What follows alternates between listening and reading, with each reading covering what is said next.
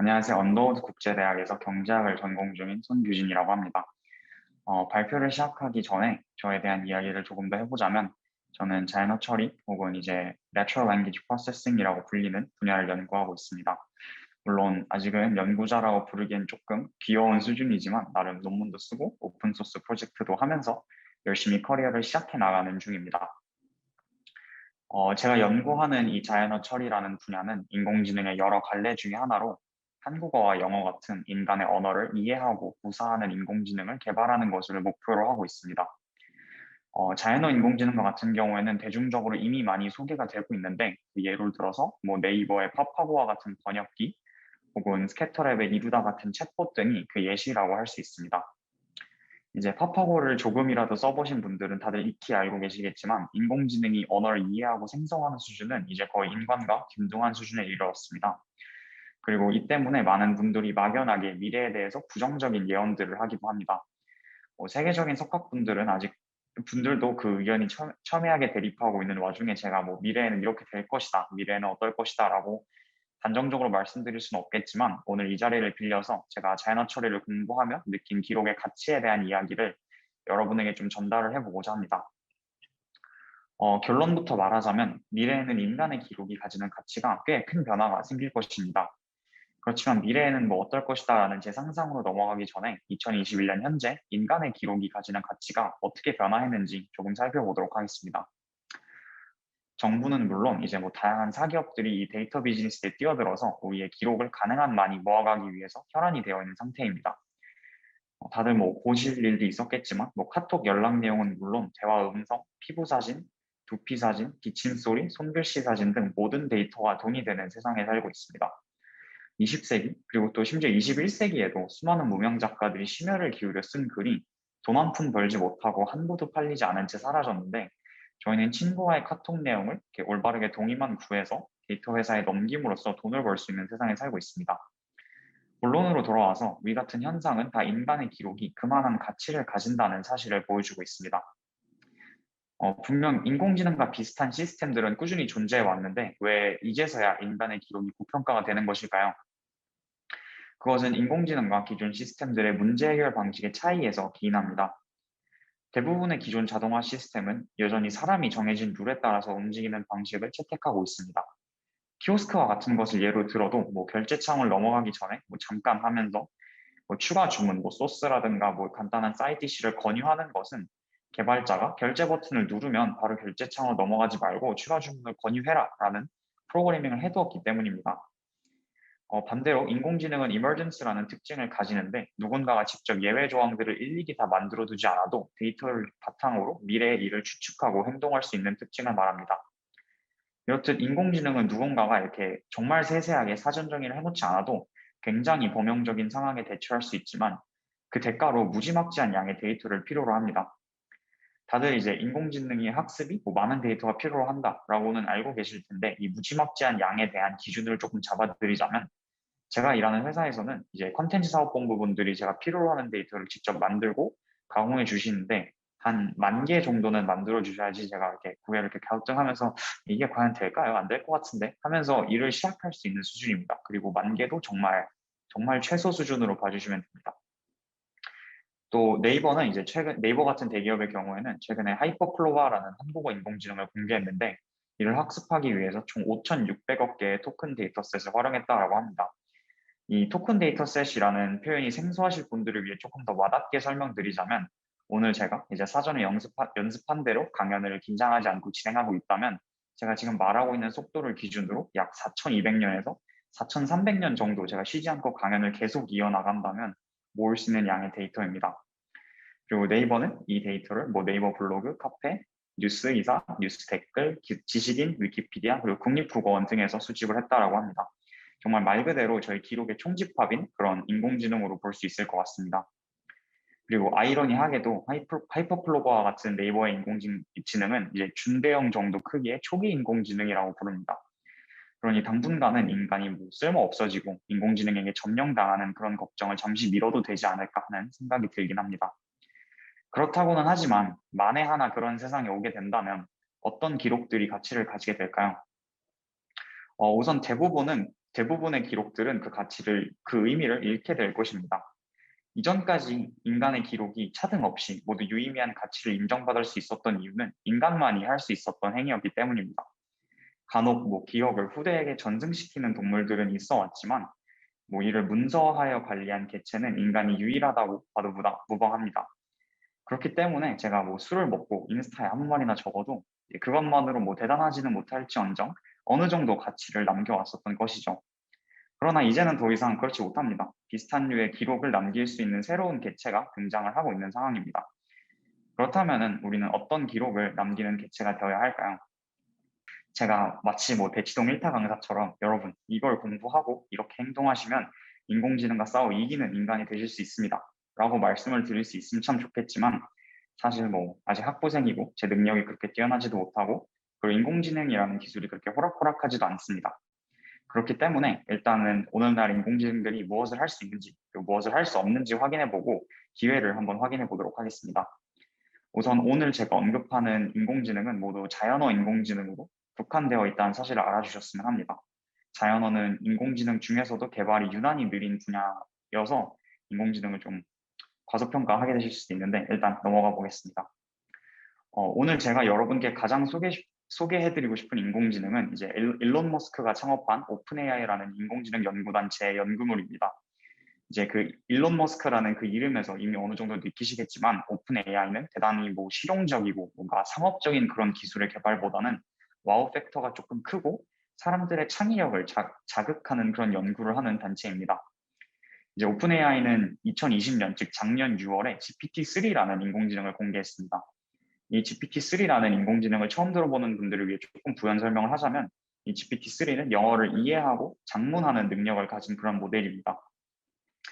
구조적인 측면에서 대단한 기술적인 진보를 가져온 그런 인공지능은 아니지만 그 규모 면에서 기존 인공지능들과 그리고 기존 연구들과 쾌를 달리하는 정말 초대형 인공지능의 시대를 여는 그런 모델입니다.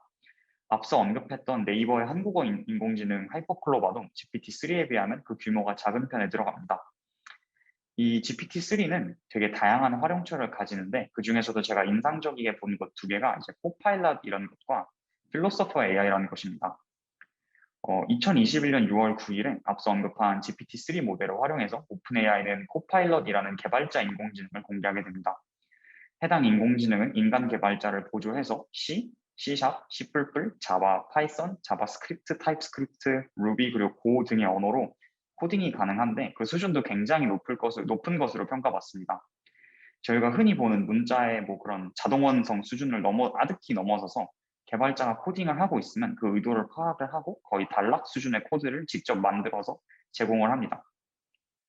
해당 모델이 지금 엄청 대단히 많이 상용화되어 있어서 개발자들이 자주 쓰고 이런 것은 아니지만 그 등장만으로 개발자들 사이에서 이슈가 되어서 결국엔 먼 미래에는 이런 대형 인공지능을 개발하는 정말 소수의 천재 연구 인력과 나머지는 그 소수의 연구 인력이 개발하는 기술을 유지보수하는 관리공으로 전락할 것이라는 비관적인 예측들도 불러일으켰습니다.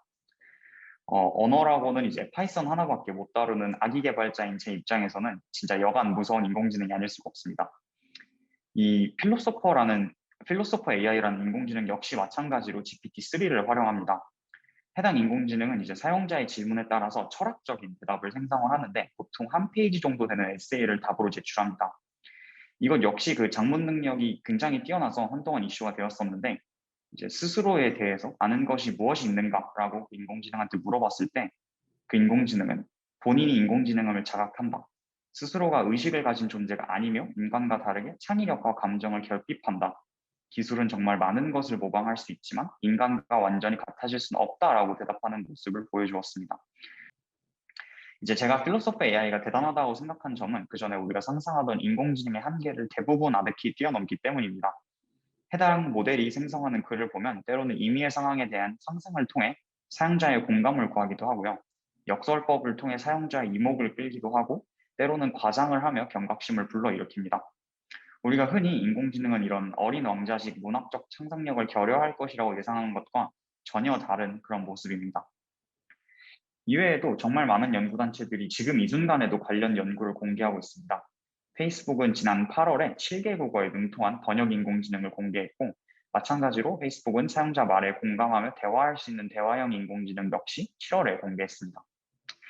우스운 이야기지만 저는 언더우드 국제대학 소속으로 자랑이라고는 원래 영어밖에 없어야 하는데 앞서 언급된 인공지능들보다 뭐 문법을 잘하거나 글을 잘 쓸 자신이 정말 조금도 존재하지 않습니다. 다만 저는 이제 학부 내에서도 상당히 글을 못 쓰는 편에 속해서 아마 저희 학부 내에서 잘 쓰는 친구들은 뭐 인공지능과 비슷하게 혹은 더 잘 쓰겠지만 뭐 인공지능처럼 몇 초 안에 그런 글을 생성해내는 능력은 아마 장담컨대 없을 겁니다. 또 당연한 이야기지만 저의 경우에는 앞서 그 페이스북처럼 뭐 7개 국어보다 많은 언어를 능통하게 할 자신도, 그리고 또 파이썬 외에 뭐 6개 다른 프로그래밍 언어를 완숙하게 다룰 자신도 전혀 없습니다. 근데 놀랍게도 이 자연어 처리라는 분야에 대한 연구가 점화된 것이 불과 2017년 정도입니다. 앞서 소개해드린 것들이 불과 5년 만에 튀어나온 연구물들이라고 보시면 될 것 같습니다. 당연하게도 여전히 굳이 꼽아보자면 인간이 인공지능보다 잘하는 것들도 분명 많이 존재합니다. 그러나 시간이 흐를수록 그 입지가, 인간의 입지가 점점 줄어들 것은 매우 자명한 사실입니다. 그리고 이런 인공지능보다 인간이 잘할 수 있는 것이라면 아마 익숙하시겠지만 창의력 하나뿐이라는 생각이 듭니다.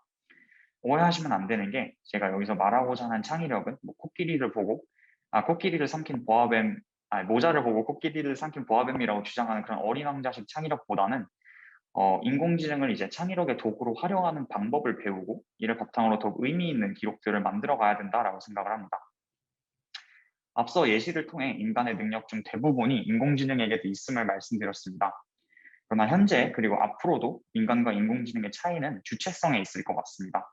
우리는 어떤 필요와 의도를 가지고 글을 쓰지만 인공지능에게는 그런 의도라는 게 사실 그렇게 크게 존재하지 않죠.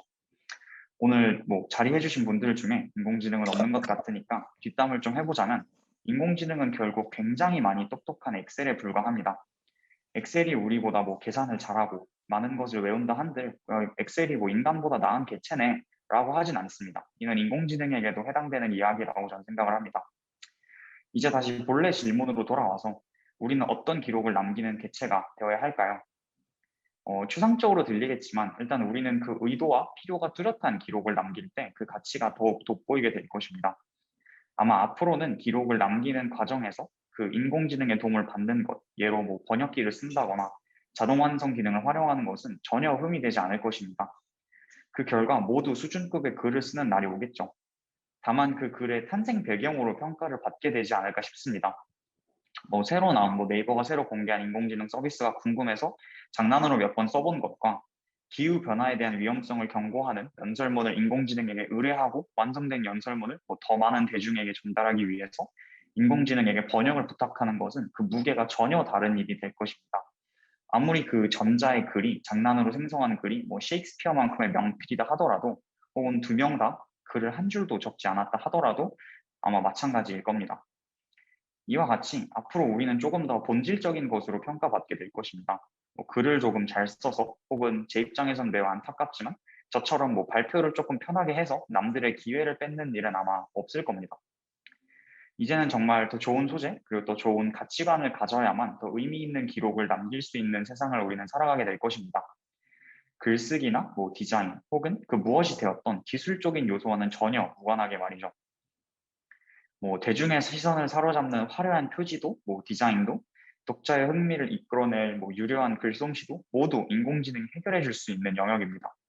인간의 몫으로 남는 것은 이 엄청난 능력을 어디에 쓸지 결정하는 일 하나뿐일 것 같아 보입니다. 꽤 먼 길을 돌아서 결론에 이르렀지만 사실 이전과는 크게 달라지는 게 없어 보일 수도 있습니다. 가치 있는 생각을, 의미 있는 생각을 하실 수 있다면 기술의 발전과 무관하게 우리는 가치 있는 기록을 남기는 사람이 될 수 있을 것 같습니다.